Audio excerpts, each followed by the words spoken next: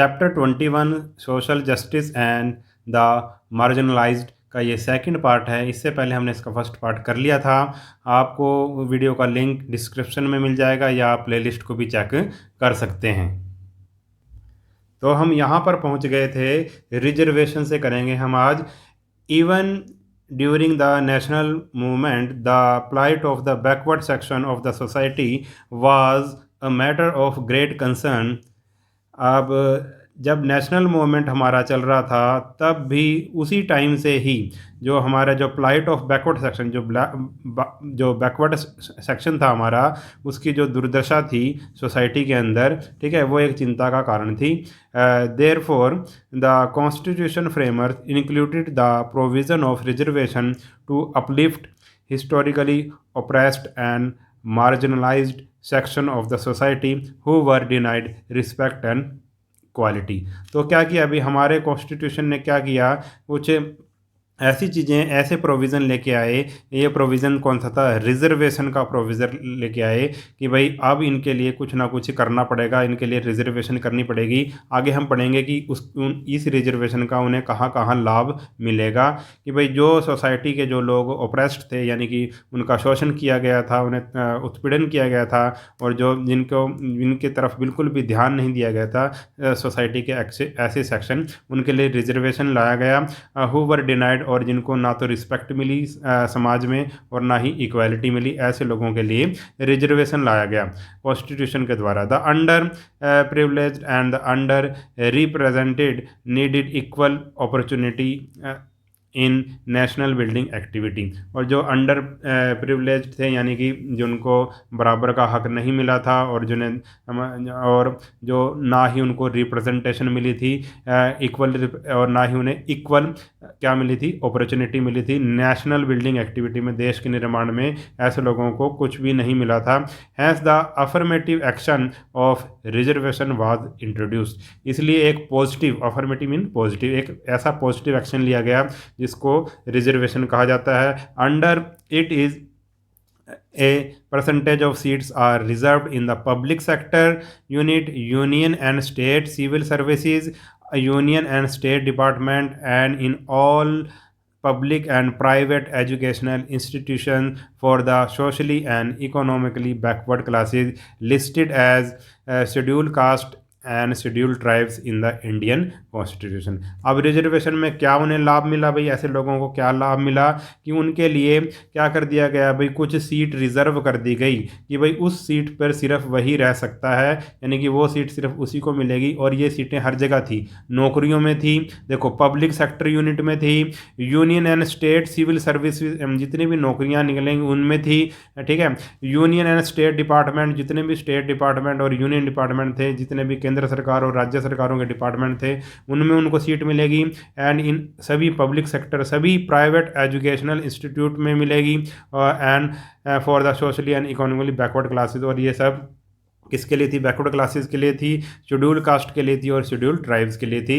Indian constitution ने मतलब reservation के में प्रावधान किया, उसके अंडर इनको ये सहूलियतें मिलेंगी, ये लाभ मिलेगा।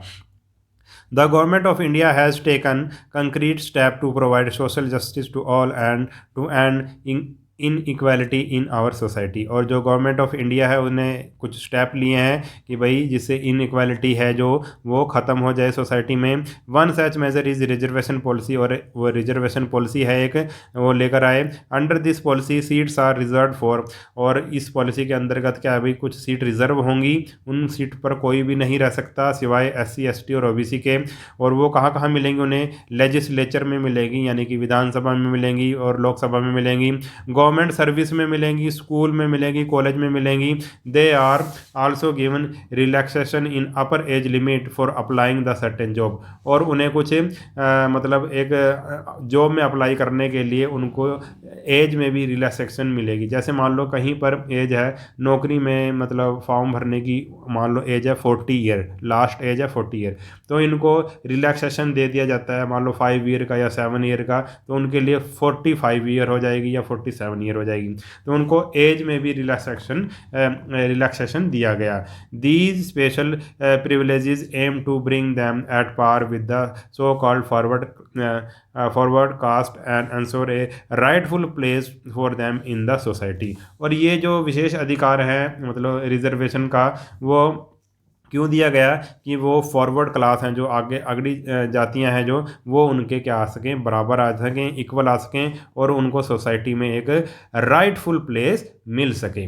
The idea behind the reservation in the educational institution is to increase the diversity of the representation and to bring about social equality in India. और क्या भाई ये रिजर्वेशन का आइडिया एजुकेशनल इंस्टीट्यूट में किस तरह आया कि भाई ये क्या बढ़ाना चाहते थे कि भाई डाइवर्सिटी ऑफ रिप्रेजेंटेशन, यानी कि सभी नौकरियों में या सभी डिपार्टमेंट में सभी तरह के लोग आएँ, ऐसे लोग भी आएँ जो एक तरह से पिछड़ चुके थे, उनको भी मौका दिया जाए। इसलिए एजुकेशनल इंस्टीट्यूट्स में भी उनको क्या दिया गया, रिजर्वेशन दिया गया। However minority institution that are run by religious bodies are excepted from this rule. और मतलब कि भाई जो माइनॉरिटी इंस्टीट्यूट हैं और जो रिलीजियस हैं उनको ये मतलब इसका लाभ नहीं दिया जाता, इस रूल का लाभ। ठीक है।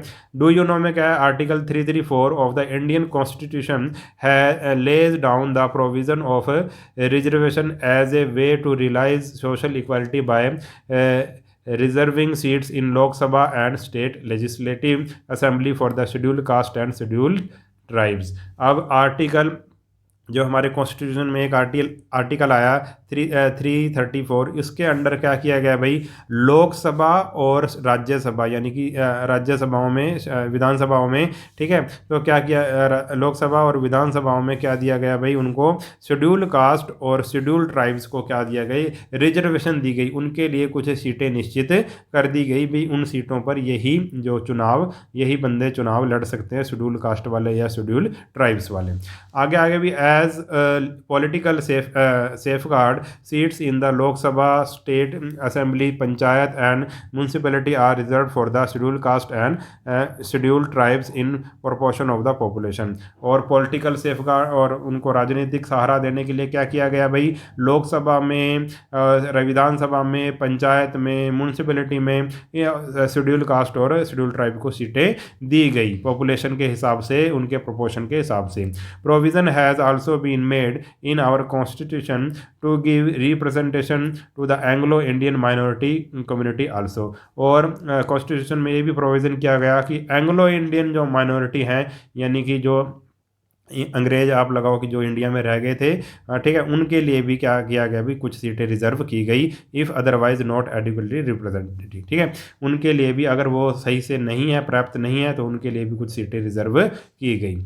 अब आगे है other backward classes. Other backward classes ये क्या होता है भाई, अलॉन्ग विद एससीज एंड एसटीज, शेड्यूल कास्ट और शेड्यूल ट्राइब्स के अलावा some other section of society also remain deprived of the benefit of development and continue to suffer due to social and educational backwardness. उनके अलावा भी कुछ एक ऐसा सेक्शन था जिसको हम बैकवर्ड सेक्शन कह देंगे, उनको भी डेवलपमेंट का लाभ नहीं मिला और उन्होंने भी क्या भाई, बड़ा दुख सहन किया, सोशल और एजुकेशनल वो तौर पे वो क्या थे भाई, बैकवर्ड थे। They were listed as other backward classes, उनको अदर बैकवर्ड क्लासेस का नाम दिया गया। On recommendation of the second backward classes commission, एक कमीशन बिठाया गया second backward classes commission under chairman BP Mandal in 1978 में एक कमीशन बिठाया गया और उन्हें अदर बैकवर्ड क्लासेस का नाम दिया गया। The community under OBC mainly, और इस अदर ओबीसी मतलब अदर बैकवर्ड क्लासेस, इसमें कौन कौन सी कम्युनिटी आती हैं, इसमें आते हैं भाई स्मॉल कल्टीवेटर, जो छोटे मोटे किसान हैं, एग्रीकल्चर लेबरर्स जो मतलब खेती करते हैं, मजदूरी करते हैं, ठीक है, आर्टिशंस छोटे मोटे artist, people engaged in weaving, बुनने वाले, ठीक है, बुनकर, और फिशिंग मछली पकड़ने वाले, कंस्ट्रक्शन वर्क जो करते हैं, उनमें ये सारे ओबीसी में शामिल किए गए। They constitute A majority of poor and the backward population that has been producing a variety of goods and services. अब ये क्या करते हैं, they constitute A majority of poor, इनमें अधिकतर लोग क्या हैं, गरीब हैं, बैकवर्ड हैं, ठीक है, और ये वैरायटी ऑफ गुड्स और सर्विस देते हैं, but continue to suffer due to unfair term and condition impose to them, और मतलब फिर भी ये क्या भाई सफ़र करते हैं, अनफेयर टर्म और कंडीशन उनके ऊपर क्या लगाई गई है, जिसके कारण ये क्या करते हैं भाई सफ़र करते हैं। एक तरह से ये लोग काम भी करते हैं मगर फिर भी ये पिछड़े हुए हैं। अब आगे आगे डू यू नो में क्या है, our constitution has plan reservation for SC ST only for 10 year of period, ठीक है, हमारा जो कॉन्स्टिट्यूशन था उसने सिर्फ 10 साल के लिए ही रिजर्वेशन दिया था SC और ST को। However successive government encouraged by political party have been extended the deadline for the reservation and expending the list also, और मतलब कि जो हमारा जो क्या था भाई, जो जितनी भी सरकारें आई उसने किसी ने भी ये मतलब इसको ख़त्म नहीं किया रिजर्वेशन को, और ये आगे ही बढ़ता रहा, ठीक है, और इसकी लिस्ट भी बड़ी होती गई, ठीक है। पहले तो सिर्फ SC और ST के लिए ही रिजर्वेशन था, फिर बाद में बैकवर्ड क्लासेस के लिए भी रिजर्वेशन कर दिया गया। उसके बाद आया भाई माइनॉरिटी ग्रुप। माइनॉरिटी ग्रुप क्या होता है, माइनर का मतलब होता है कम, जैसे मेजर का मतलब क्या होता है ज़्यादा, और माइनर का मतलब क्या होता है कम। ऐसा है ग्रुप, जो ऐसे लोग जिनकी संख्या कम होती है दूसरे के कंपैरिजन में, तो उसको माइनॉरिटी ग्रुप कह देंगे। Along with safeguarding the interest of SC ST OBC, the constitution of India also safeguard the interest of minority like Muslim, Christian, Sikh, Buddhist, Jain, Parsi, Anglo Indian etcetera. जैसे कि भाई हमारे जो कॉन्स्टिट्यूशन ने क्या किया अभी SC ST और OBC के लिए कुछ किया है, सेफ गार्ड किए हैं, ऐसे ही माइनॉरिटी के लिए भी हमने कुछ कदम उठाए हैं, जिनमें मुस्लिम आते हैं, ईसाई आते हैं, सिख आते हैं, बुद्ध आते हैं, जैन, पारसी और एंग्लो इंडियन आते हैं। On the basis of race, religion and language, their number is much less than the majority community and hence they are known as minority community. On the basis of race, उनकी जाति, धर्म और language के आधार पे वह दूसरे लोगों से मतलब जो वहाँ पे दूसरे लोग हैं उनसे वो अगर वो कम हैं तो उनको क्या कह दिया जाएगा, माइनॉरिटी कह दिया जाएगा। जैसे हमारे देश में हिंदू लोग ज़्यादा हैं तो हिंदू मेजोरिटी में है, और जो मुस्लिम लोग कम है तो मुस्लिम क्या हो जाएंगे, माइनॉरिटी में आ जाएंगे। Muslim are the largest single minority community of India, जो मुस्लिम लोग हैं वो क्या हैं भाई सबसे ज़्यादा हैं हमारे देश में माइनॉरिटी में, ठीक है। The backwardness among Muslim in the country is evident, और जो मुस्लिम लोगों के बीच में जो बैकवर्डनेस है वो सभी को पता है, स्पष्ट है। They lag behind the majority community both educationally and economically, वो जो मेजोरिटी कम्युनिटी है उससे क्या है शिक्षा के स्तर पे या आर्थिक स्तर पे पीछे हैं। A large part of Muslim population suffer from backwardness due to abstaining from the mainstream education and opting for traditional education which is primarily religious। अब एक ये जो मुस्लिम पॉपुलेशन है ये क्यों पीछे रह गई, इसका एक मेन कारण है ये मेन स्ट्रीम जो एजुकेशन है उससे ये दूर रहे, और क्योंकि इन्होंने क्या भी ये अधिकतर क्या करते थे भाई रिलीजियस एजुकेशन की तरफ ये गए, उन्होंने मेन स्ट्रीम जो एजुकेशन थी, जो मॉडर्न एजुकेशन थी उनको नहीं अपनाया, ये रिलीजियस यानी कि धार्मिक एजुकेशन की तरफ गए। Many Muslim parent will still prefer to send their children to traditional Islamic educational institute called madrasa. अब अभी भी कुछ ऐसे मुस्लिम लोग हैं जो ऐसे जो मॉडर्न स्कूलों में नहीं भेजते, वो अभी भी जो एजुकेशनल इंस्टीट्यूट जैसे कि मदरसे में भेजते हैं, ठीक है। ये एक मतलब उसमें एक तरह से धार्मिक शिक्षा दी जाती है ज़्यादा, and not for modern education, वो मॉडर्न एजुकेशन के फेवर में नहीं है, वो अभी भी मदरसे में भेजते हैं बच्चों को अपने। मदरसा यानी कि एक तरह का स्कूल, मुस्लिम लोग जहाँ पर जाते हैं, मगर वहाँ पर धार्मिक शिक्षा ज़्यादा दी जाती है। But things are changing now, मगर अब समय बदल रहा है।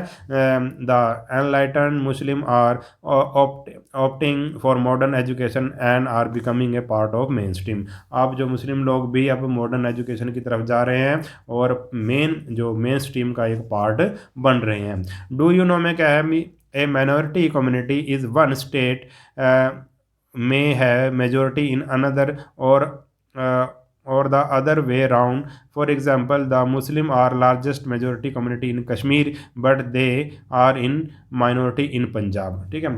अब कोई अगर मान लो कोई माइनॉरिटी है वो मेजोरिटी भी बन सकता है, और जो मेजोरिटी है वो कहीं पर माइनॉरिटी भी हो सकता है। कैसे? फॉर एग्जांपल, जैसे कि भाई मुस्लिम लोग वैसे तो हमारे देश में क्या है, माइनॉरिटी में है, मगर कश्मीर में जो मुस्लिम लोग ज़्यादा है तो मुस्लिम वहाँ पे मेजोरिटी में है। मगर अगर उनको पंजाब में अगर देखा जाए तो पंजाब में मुस्लिम लोग कम है, वो माइनॉरिटी में है। तो एक तरफ तो कश्मीर में तो वो मेजोरिटी में है, मुस्लिम लोग ज़्यादा हैं वहाँ पे, और पंजाब में माइनॉरिटी में। ये एक सिर्फ इसने क्या दे रखा है, एक एग्जाम्पल दे रखा है कि माइनॉरिटी जो हमारे देश में है वो किसी किसी राज्य में मेजोरिटी में भी हो सकते हैं। आगे दे रखा है इसने, look at the given table and note the number of percentage of religious population. अब हमारे धर्म के आधार पे रिलीजियस पॉपुलेशन दे रखी है 2011 के आधार पे। हिंदूज इतने करोड़ हैं, हमारे मुस्लिम इतने हैं, क्रिश्चियन इतने हैं, सिख इतने हैं, बुद्धिस्ट, जैन और अदर्स, ये सारे दे रखे हैं। यानी कि मेजोरिटी में कौन है, हिंदूज हैं, 96.62 करोड़ है, और दूसरे नंबर पे ये सब बाकी जो आ जाएंगे वो आ जाएंगे माइनॉरिटी में। ठीक है। उसके बाद है भाई, it gives you an insight into the need for all minority to have a rightful share in the benefit of development. और इस अब आपको पता लग गया होगा कि भाई माइनॉरिटी को भी एक मतलब जो भी डेवलपमेंट है उसमें बराबर का शेयर मिलना चाहिए। They cannot be isolated and force to live on the fringes. और उनको हम अलग थलग नहीं कर सकते, और उनको हम बेदखल नहीं कर सकते, बाहर नहीं निकाल सकते डेवलपमेंट से।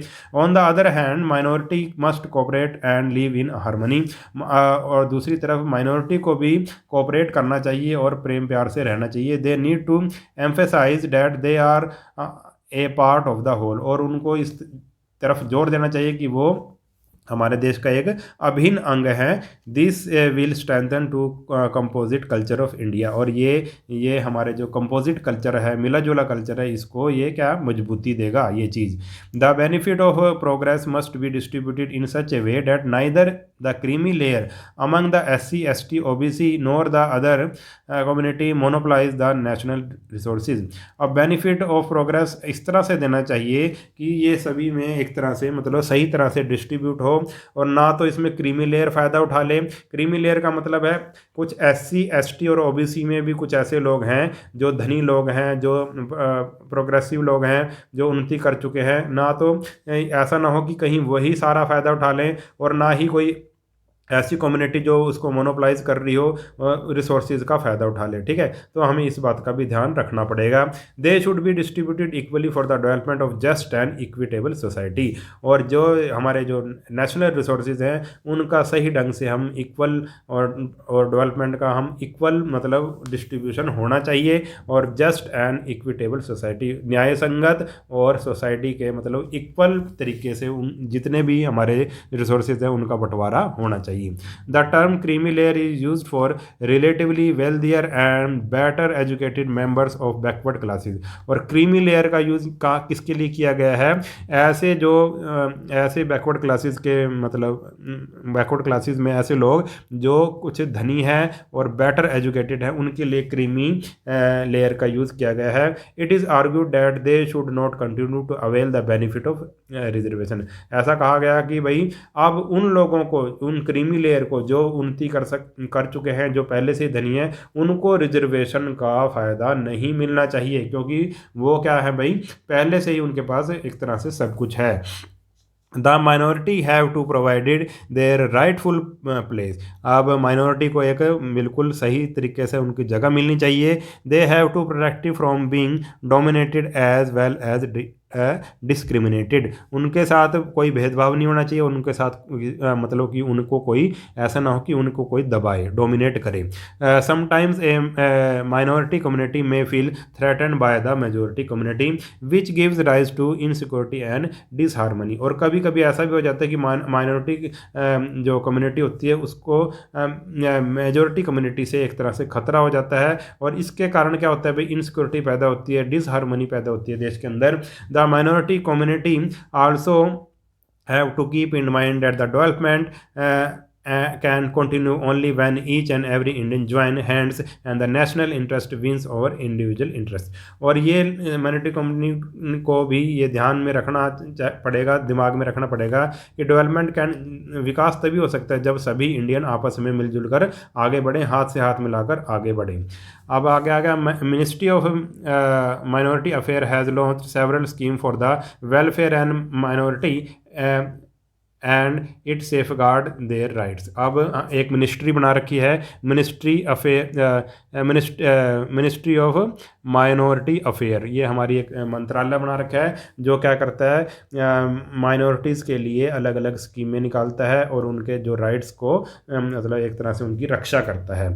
Despite being a minority group, Sikh है, अब एक एग्जाम्पल दे रखा है, Despite being a minority group, Sikh have played an exemplary role in the development of the nation। जो सिख कम्युनिटी है उसने एक बड़ा ही मतलब आप लगाओ इम्पोर्टेंट रोल अदा किया है भारत के विकास में। They are the fourth largest religious group, और चौथे नंबर पे है वो ये community, accounting for about 2% of the multi religious multi ethnic population of 1.25 billion.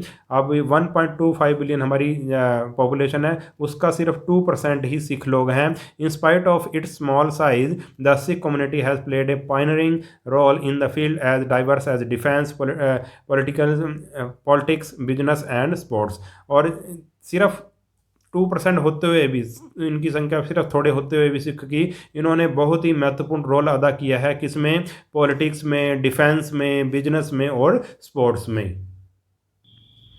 India is a secular country, India एक सेकुलर कंट्री है, यानी कि ये किसी भी एक धर्म को नहीं मानती, सभी धर्मों का बराबर यहाँ सम्मान किया जाता है।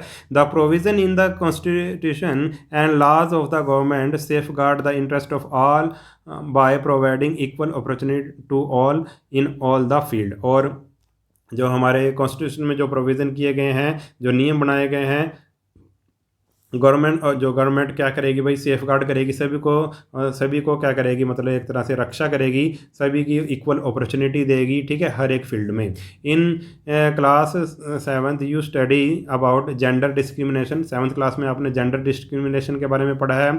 Illiteracy and mall nutrition among children के बारे में पढ़ रखा है। It is true that the equality is necessary condition for democracy, equality है जो वो डेमोक्रेसी के लिए, लोकतंत्र के लिए एक नेसेसरी कंडीशन है। But has equality of status and the opportunity being able to restore the dignity of SC, ST, OBC, minority, women and children, each and every Indian need to work together to end the suffering caused by discrimination, deprivation and lack of social and economic justice। अब ये कह रहा है, एक question पूछ लिया इसने कि क्या इनके स्टेटस और इन्हें अपॉर्चुनिटी बराबर मिली है, एससी को, एसटी को, वुमेन को, चिल्ड्रन को, ठीक है, अभी भी कुछ ना कुछ क्या रह गई है भाई, कमी रह गई है। Each and every Indian need to work together, हर एक इंडियन को अब मिलकर काम करना पड़ेगा। To end the suffering caused by, और इसको मतलब ख़त्म करना पड़ेगा, मतलब डिस्क्रिमिनेशन और डेप्रिवेशन को एक तरह से समाज से ख़त्म करना पड़ेगा अगर हमें सोशल और इकोनॉमिक जस्टिस चाहिए। It is the prime duty of a democratic government to ensure the progress of all section of society. और ये जो सरकार की ये एक महत्वपूर्ण ड्यूटी है कि भाई प्रोग्रेस ऑफ ऑल सेक्शन की, सोसाइटी के सभी सेक्शन हैं उनकी क्या किया जाए, विकास किया जाए। Major must be taken for the upliftment of those who are not able to enjoy the benefit of development. और उनके लिए कुछ ऐसे कदम उठाए जाएं, उनको ऊपर उठाने के लिए, जिनको अभी डेवलपमेंट का लाभ नहीं मिला है उनको ऊपर करने के लिए कुछ कदम उठाए जाएं। All inequalities must be removed to establish an egalitarian society. और जितनी भी इनइक्वालिटी हैं जो बराबर नहीं हैं उनको क्या करना चाहिए भाई, रिमूव कर देना चाहिए, एक ऐसा समाज बनाने के लिए जिसमें सारे को समान अधिकार मिले। The progress made in the last decade for the upliftment of the downtrodden and women society, socially, economically and educationally backward is impressive। और कुछ जो पिछले दशक हैं, जो कुछ सालों में अब जो भी शोषित हैं, जो वुमेन है, जो भी सामाजिक रूप से पिछड़े हुए हैं, आर्थिक रूप से पिछड़े हुए हैं, जो और शैक्षिक रूप से जो पिछड़े हुए हैं, उनके लिए जो काम किया है वो क्या है भाई, इम्प्रेसिव है। But it has not yet reached each and every Indian, मगर ये सभी के पास अभी तक नहीं पहुंचा है। The legislature and judiciary should work in corporation for the benefit of the entire population rather than a particular group. और हमारे जो लेजिस्लेचर है, लेजिस्लेचर और जुडिशरी को मिलकर काम करना चाहिए, और बेनिफिट किसके लिए करना चाहिए, ऐसी के लिए करना चाहिए जिसको benefit of the entire population, सभी पॉपुलेशन का हमें बेनिफिट करना चाहिए उनको, ना कि एक पर्टिकुलर ग्रुप का। Hopefully the changes that are initiated will continue to give an impetus to effort social justice and equal opportunity for all.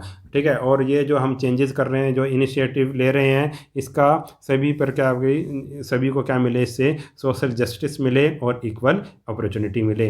Late us remember that no section of society can remain backward if opportunity and facility are provided to them that are at par with other। अब हमें ये याद रखना चाहिए कि जो भी हमारे सोसाइटी के सेक्शन है वो कैन रिमेन बैकवर्ड, वो बैकवर्ड नहीं रहना चाहिए अगर हम उन्हें क्या भाई क्या देंगे, अपॉर्चुनिटी देंगे, फैसिलिटी देंगे। ठीक है, अगर बराबर की हमें क्या देंगे भाई, अगर बराबर लाना है हमें तो हमें अपॉर्चुनिटी देनी पड़ेगी, बराबर की फैसिलिटी देनी पड़ेगी बराबर की, तो सभी हमारा जो समाज है वो क्या हो जाएगा, सभी सेक्शन हमारे समाज के क्या हो जाएंगे भाई, बराबर हो जाएंगे।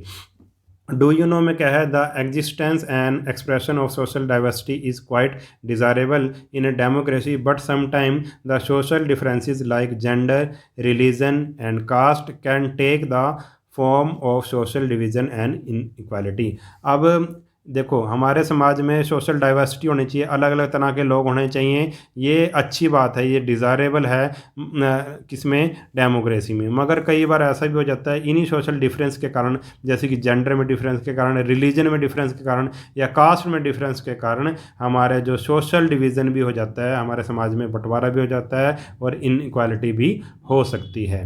तो ये लेसन हो गया हमारा ख़त्म। अगर वीडियो आपको अच्छा लगा है तो चैनल को सब्सक्राइब कर लेना और वीडियो को अपने सभी दोस्तों के साथ शेयर ज़रूर कर देना। मिलते हैं नेक्स्ट वीडियो में, तब तक के लिए नमस्कार।